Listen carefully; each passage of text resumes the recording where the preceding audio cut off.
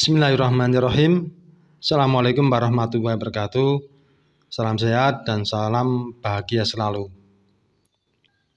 Pada pembelajaran yang lalu, kita sudah membahas tentang konsep keperawatan gerontik.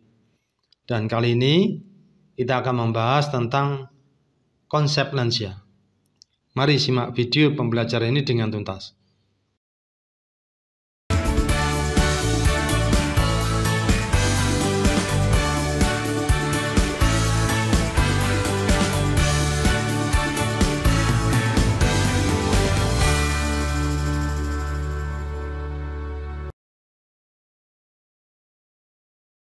Proses menua, proses yang terus-menerus berlanjut secara alamiah, dimulai sejak lahir dan umumnya dialami oleh semua makhluk hidup. Old age merupakan usia tua atau lanjut usia, umur 65 tahun ke atas dan telah mengalami pensiun. Frail elderly, umur 75 tahun ke atas atau lebih. Ageism merupakan sikap negatif yang mengarah ke lebih tua. Adapun batasan usia, menurut WHO, usia 49 sampai 59 tahun termasuk dalam usia pertengahan. Lanjut usia itu usia 60 sampai 74 tahun. Lanjut usia tua 75 sampai 90 tahun. Usia sangat tua, very old, di atas 90 tahun. Sedangkan di Indonesia, menurut Undang-Undang Nomor 13 Tahun 1998, yang dimaksud dengan lansia adalah usia 60 tahun ke atas. Ciri-ciri lansia. Ada beberapa ciri-ciri lansia yang perlu kita ketahui. Yang pertama, lansia merupakan periode kemunduran. Kemunduran pada lansia sebagian datang dari faktor fisik dan faktor psikologis. Motivasi memiliki peran yang penting dalam kemunduran pada lansia. Misalnya, lansia yang memiliki motivasi yang rendah dalam melakukan kegiatan, maka akan mempercepat proses kemunduran fisik. Akan tetapi, ada juga lansia yang memiliki motivasi yang tinggi. Maka, kemunduran fisik pada lansia seperti ini akan lebih lama terjadi. Memiliki status kelompok minoritas. Kondisi ini sebagai akibat dari sikap sosial yang tidak menyenangkan terhadap lansia dan diperkuat oleh pendapat yang kurang baik. Misalnya, lansia yang lebih senang mempertahankan pendapatnya, maka sikap sosial di masyarakat menjadi negatif. Tetapi ada juga lansia yang mempunyai tenggang rasa kepada orang lain, sehingga sikap sosial masyarakat menjadi positif. Menua membutuhkan perubahan peran. Perubahan peran tersebut dilakukan karena lansia mulai mengalami kemunduran dalam segala hal. Perubahan peran pada lansia sebaiknya dilakukan atas dasar keinginan sendiri, bukan atas dasar tekanan dari lingkungan. Misalnya, lansia yang menduduki jabatan sosial di masyarakat sebagai ketua RW, sebaiknya masyarakat tidak memberhentikan lansia tersebut sebagai ketua RW karena usianya. Penyesuaian yang buruk pada lansia. Perlakuan yang buruk terhadap lansia membuat mereka cenderung mengembangkan konsep diri yang buruk, sehingga dapat memperlihatkan bentuk perilaku yang buruk. Akibat dari perlakuan yang buruk itu membuat penyesuaian diri lansia menjadi buruk pula. Sebagai contoh, lansia yang tinggal bersama keluarga sering tidak dilibatkan dalam pengambilan keputusan karena dianggap pola pikirnya kuno.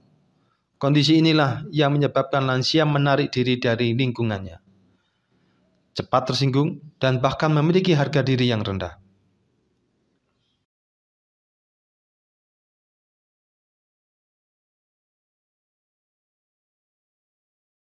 Berdasarkan data demografi dan populasi, Indonesia saat ini memasuki aging populasi, di mana pada tahun 2020 jumlah lansia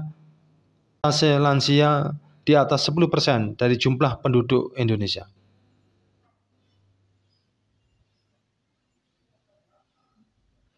Nah, tentunya kondisi ini akan diikuti juga dengan peningkatan beberapa penyakit degeneratif yang biasanya terjadi pada lansia.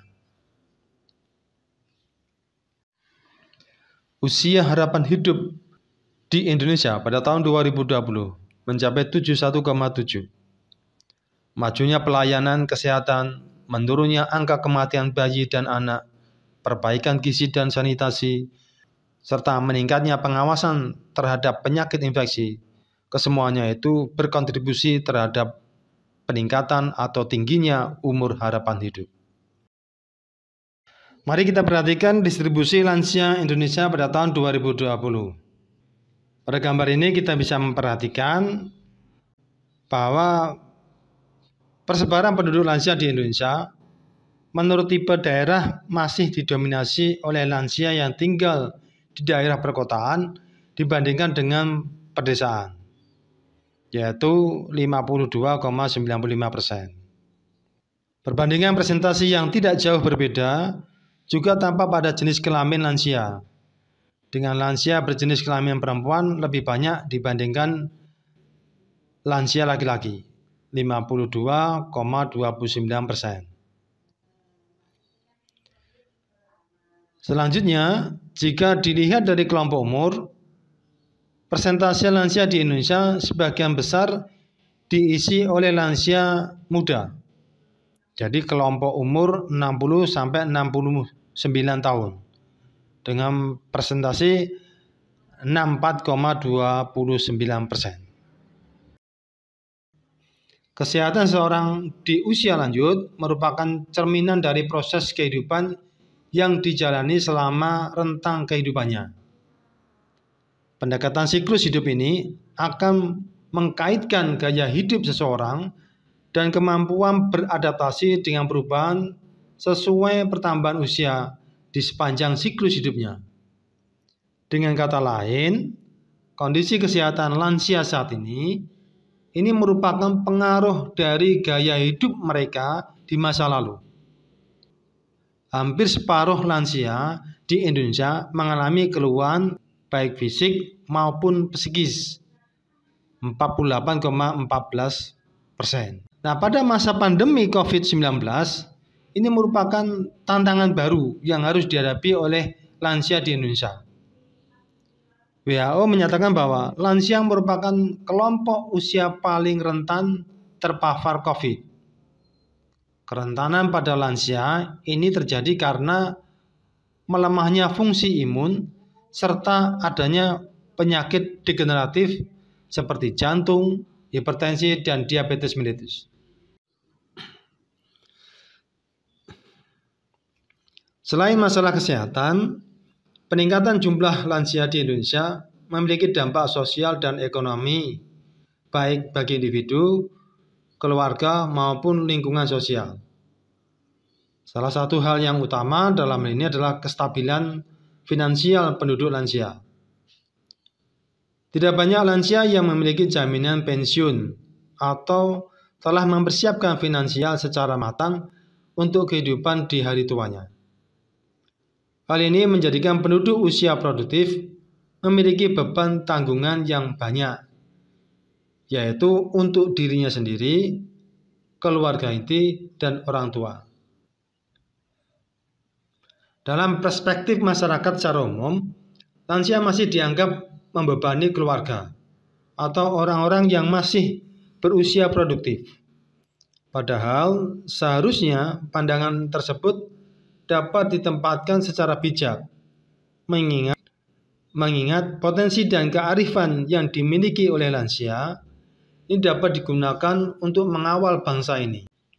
Karena dengan pengalaman yang panjang, sudah tentu memiliki hal-hal yang patut kita maknai di era kekinian atas dasar pengalaman yang dimiliki lansia tersebut. Presentasi lansia yang menjadi kepala rumah tangga menunjukkan bahwa 6 dari 10 lansia di Indonesia masih terbebani tanggung jawab untuk memenuhi kebutuhan ekonomi seluruh anggota rumah tangganya dengan berperan sebagai kepala rumah tangga. Dalam 3 tahun terakhir, presentasi lansia yang mengakses internet naik secara signifikan, yakni hampir 2 kali lipat, di mana pada tahun 2020 presentasinya mencapai 11,44%. Internet sendiri menjadi sesuatu yang integral dan tidak bisa dipisahkan dari kehidupan sehari-hari, baik untuk mencari informasi ataupun untuk berkomunikasi, termasuk oleh lansia. Secara umum, permasalahan psikologis yang dominan terjadi pada lansia yaitu kesepian, di mana kesepian dapat juga diartikan sebagai perasaan tersisihkan, terpencil dari orang lain. Kondisi ini diakibatkan karena merasa berbeda dengan orang lain. Terjadinya peningkatan jumlah lansia selain menjadi tantangan tersendiri, juga dapat memberikan kontribusi yang baik bagi negara. Apabila lansia di Indonesia berada dalam keadaan sehat, mandiri, aktif, dan produktif. Penduduk lansia yang produktif, berkualitas, dan memiliki segudang pengalaman bisa menjadi kekuatan untuk Indonesia. Mereka dapat memberikan kontribusi berupa pemikiran-pemikiran untuk pembangunan. Terdapat beberapa hal yang perlu dipahami tentang lansia. Pada usia lanjut, perkembangan lebih pada proses kematangan atau maturasi. Kematangan yang dimaksud adalah kematangan dalam berpikir, bersikap, dan bertindak. Usia lanjut menjadi orang yang bersikap arif, bijaksana dalam menyikapi situasi, keadaan dirinya maupun lingkungannya. Jumlah usia lanjut cenderung melonjak di masa-masa mendatang. Usia lanjut terjadi perubahan fisik dan psikososial. Di usia lanjut lebih berfokus pada dirinya sendiri, memiliki kemampuan memaksimalkan kemandiriannya, membangun hubungan sosial, dan memelihara kehidupan yang berkualitas. Pada lansia memiliki kebutuhan khusus, yaitu peningkatan kesehatan dan pencegahan penyakit. Tipologi lansia.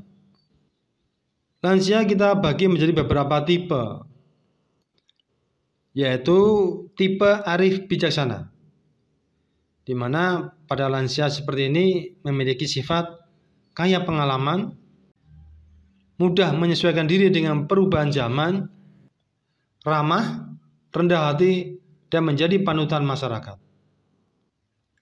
Tipe mandiri, senang mengganti kegiatan yang hilang dengan kegiatan yang baru, selektif dalam mencari pekerjaan dan teman pergaulan, serta memenuhi undangan. Tipe tidak puas, lansia yang selalu mengalami konflik lahir batin, menentang proses penuaan, menyebabkan kehilangan kecantikan, kehilangan daya tarik jasmani, kehilangan kekuatan, status, teman yang disayangi, pemarah, tidak sabar, mudah tersinggung, menuntut, sulit dilayani, dan pengkritik. Tipe pasrah, lansia yang selalu menerima dan menunggu nasib baik, mengikuti kegiatan beribadah, ringan kaki, dan melakukan beberapa jenis pekerjaan. Tipe bingung, lansia yang sering kaget, kehilangan kepribadian, mengasingkan diri, merasa minder, menyesal, pasif, acuh tak acuh. Tipe optimis, lansia santai dan periang, penyesuaian cukup baik, memandang lansia dalam bentuk bebas dari dan sebagai kesempatan untuk menuruti kebutuhan pasifnya. Tipe konstruktif, mempunyai integritas baik, dapat menikmati hidup, mempunyai toleransi tinggi, humoris, fleksibel, dan sadar diri. Biasanya sifat ini terlihat sejak muda.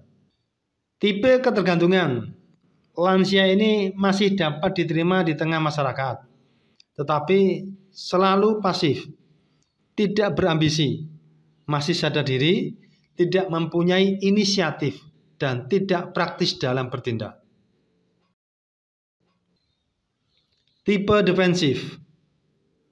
Sebelumnya mempunyai riwayat pekerjaan atau jabatan yang tidak stabil.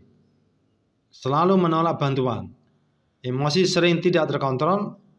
Memegang teguh kebiasaan bersifat kompulsif aktif.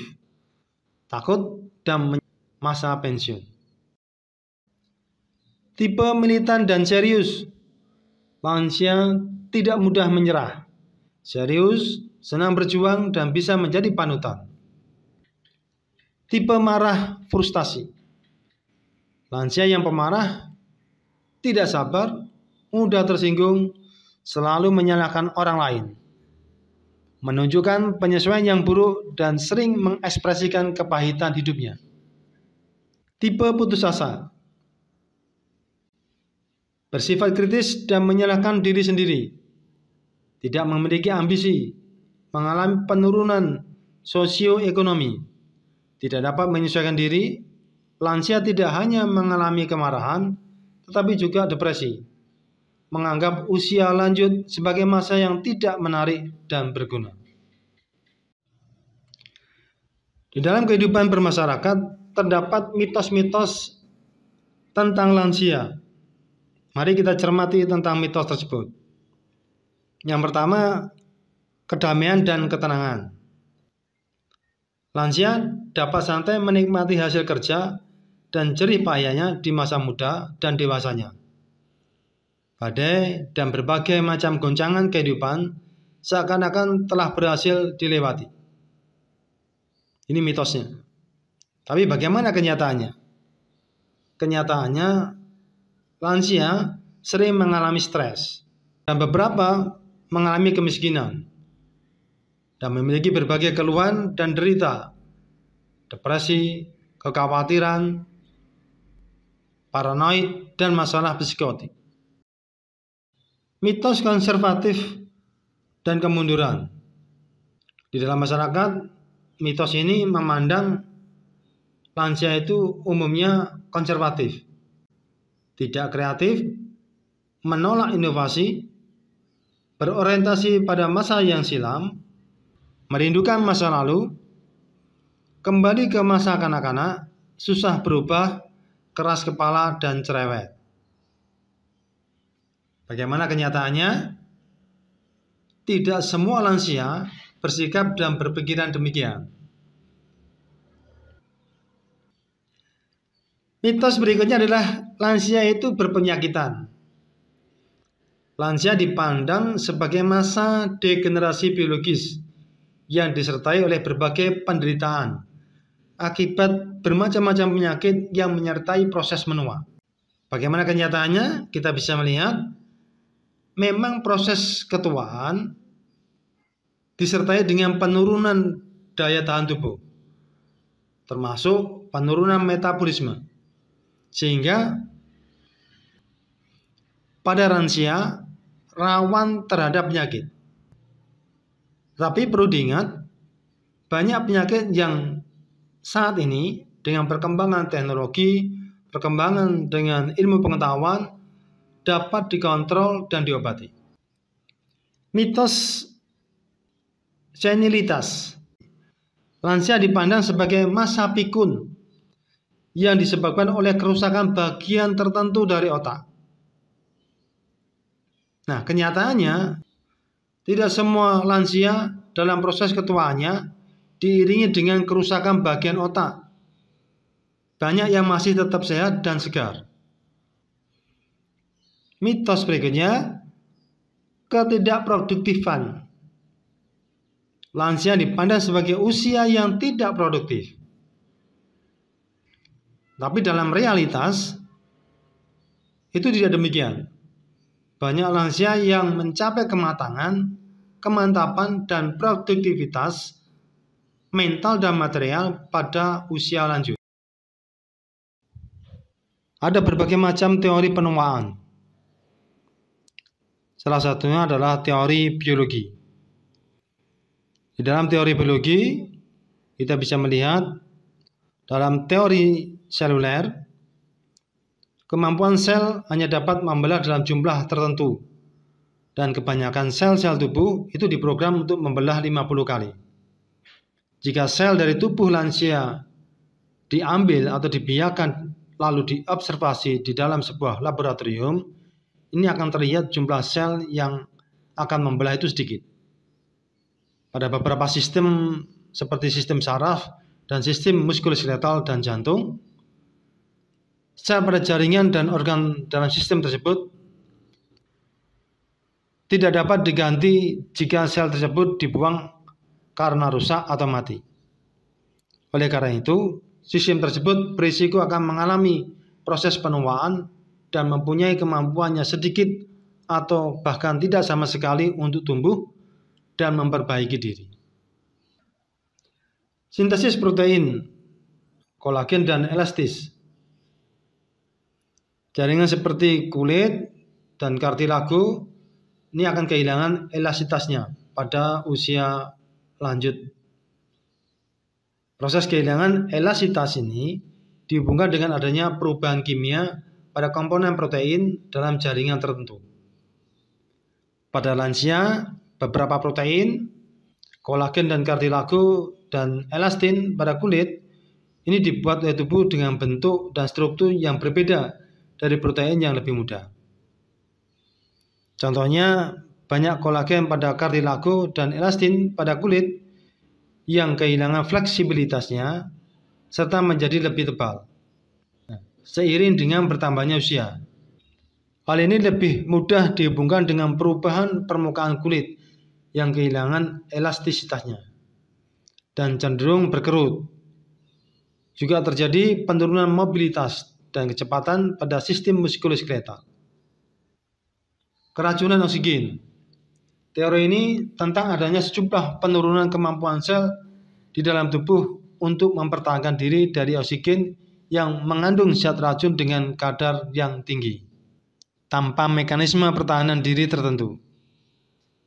Kemampuan mempertahankan diri dari toksin membuat struktur sel mengalami perubahan, serta terjadi kesalahan genetik. Membran sel merupakan alat sel supaya dapat berkomunikasi dengan lingkungannya dan berfungsi juga untuk mengontrol proses pengambilan nutrisi dengan proses ekskresi zat toksik di dalam tubuh. Fungsi komponen protein pada membran sel yang sangat penting bagi proses tersebut. Ini dipengaruhi oleh rigiditas membran.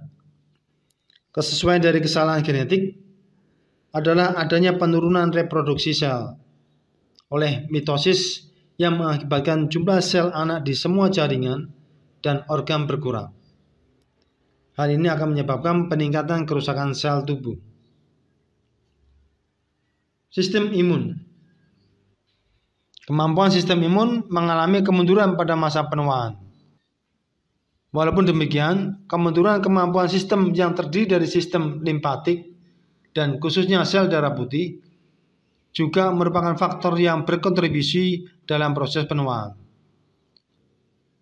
Jika mutasi isomatik menyebabkan terjadinya kelainan pada antigen permukaan sel, maka hal ini akan menyebabkan sistem imun menganggap sel yang mengalami perubahan tersebut sebagai sel asing dan akan menghancurkannya. Perubahan inilah yang menjadi dasar terjadinya peristiwa autoimun. Sistem imun tubuh sendiri, daya pertahanannya mengalami penurunan pada proses menua. Daya serangannya terhadap sel kanker menjadi menurun, sehingga sel kanker leluasa membelah diri. Menua akibat metabolisme. Menurut McKay et al. 1935, dikutip dari Darmojo dan Martono 2004, pengurangan intake kalori pada rodensia yang usia muda akan menghambat pertumbuhan dan sekaligus memperpanjang umur. Perpanjangan umur karena jumlah kalori tersebut antara lain disebabkan karena menurunnya salah satu atau beberapa proses metabolisme. Pada teori penuaan psikologi, aktivitas atau kegiatan seorang yang di masa mudanya aktif dan terus memelihara keaktifannya setelah menua, sense of integrity yang dibangun di masa mudanya tetap terpelihara sampai tua. Teori ini menyatakan bahwa pada lansia yang sukses adalah mereka yang aktif dan ikut banyak dalam kegiatan sosial. Kemudian kepribadian berlanjut. Dasar kepribadian atau tingkah laku tidak berubah pada lansia. Identitas pada lansia yang sudah mantap memudahkan dalam memelihara hubungan dengan masyarakat, melibatkan diri dengan masalah di masyarakat, keluarga, dan hubungan interpersonal. Teori pembebasan. Teori ini menyatakan bahwa dengan bertambahnya usia, seseorang secara pelan tetapi pasti mulai melepaskan diri dari kehidupan sosialnya atau menarik diri dari pergaulan sekitarnya. Adapun faktor yang mempengaruhi ketuaan yaitu hereditas atau ketuaan genetik, nutrisi atau makanan, status kesehatan, pengalaman hidup, lingkungan, dan stres. Kesalahan-kesalahan yang dapat kita temui di dalam konsep lanjut usia yaitu lansia tidak dapat hidup secara mandiri. Usia kronologis seseorang mempengaruhi proses menua. Kemampuan intelektual di usia tua akan menurun. Lansia tidak dapat hidup produktif atau aktif. Lansia resisten terhadap perubahan. Dan lansia berharap adanya keamanan sosial. Sekian dan terima kasih. Sampai ketemu dengan topik pembelajaran berikutnya.